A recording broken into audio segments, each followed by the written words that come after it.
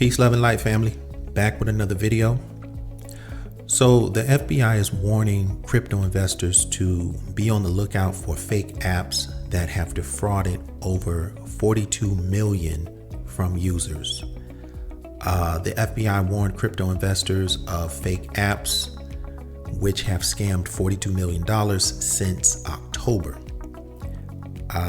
They're saying that these fraudulent apps were often masquerading under the names of legitimate crypto platforms, and the FBI is urging customers to research crypto apps before giving personal information.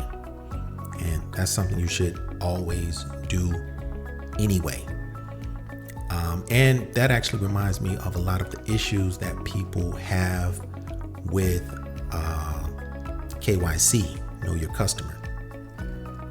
Anyway, so the way these fake apps are working is they're asking users to deposit cryptocurrency and then simply locking them out of their account or suspending withdrawals.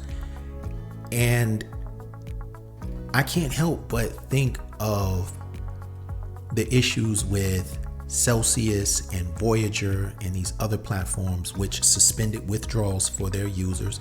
I'm not comparing them to these scam apps identified by the FBI, but when I see that that act of suspending withdrawals, it does remind you of that. It does remind you of that. So in a lot of the crypto circles that I move in, it's constantly repeated. Not your keys, not your crypto. So you have to be mindful of who you give custody of your assets to. Really, you should be your own custodian. That's really the best practice. And that's kind of the fundamental or the founding principle of cryptocurrency, being your own custodian, not having to trust others. Anyway, so the FBI has identified 244 victims and several apps for this alleged fraudulent activity. Basically, the scammers are using the name Yeebit, that's YIBIT,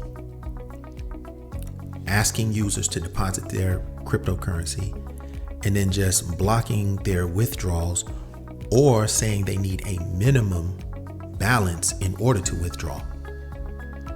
And here in the article, the minimum balance that they mention is $900,000. So you would need damn near $1 million just to access your assets.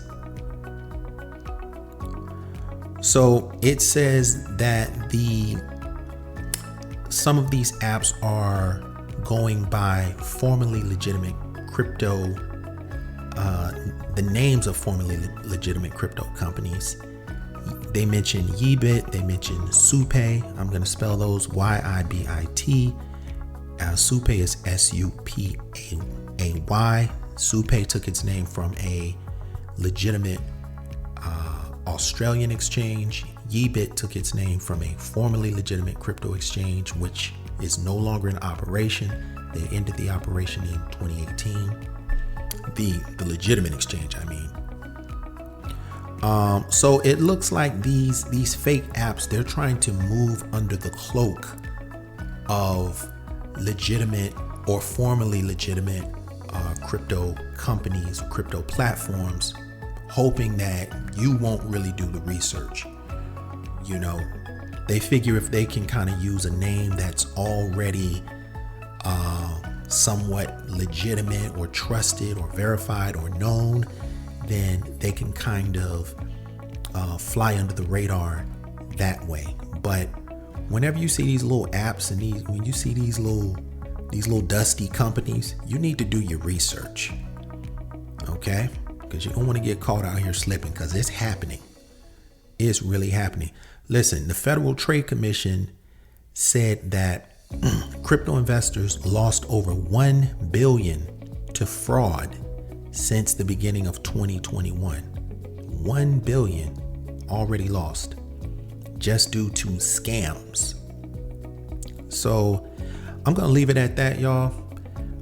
Again, I'll leave a link for this article down in the description. Bottom line is, do your research. You don't want to get caught out here slipping. Be careful who you give custody of your assets to. My personal take, I think decentralized everything is the way to go. You're interacting with smart contracts. You can take your money, put your assets on when you feel like it, take them off when you feel like it. There's no middleman involved. Shout out to my man, Common Sense Eli. He talks about this all the time. These platforms that essentially act like banks, if they have a CEO, if they have a board of directors and all that stuff, that's generally a red flag. Centralization. You can deal with centralized platforms if you like. That's up to you. However, just be aware of the risks. And yeah, I'll leave it at that. I'm out. Peace.